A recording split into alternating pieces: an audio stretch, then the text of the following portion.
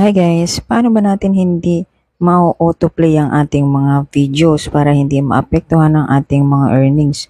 So ito guys, ituturo ko sa inyo kung paano. Puntahan mo lang ang iyong page. Halimbawa, ayan, i-click mo yung settings. Pag na-click mo na yung settings, ay puntahan mo yung page settings. Pagdating dito sa page settings, ay hanapin mo itong media and contacts. Ayan. I-click mo to, media and contacts. Kapag na-click mo na yan, ay ato na siya. Makikita nyo po dito ay autoplay. Ayan.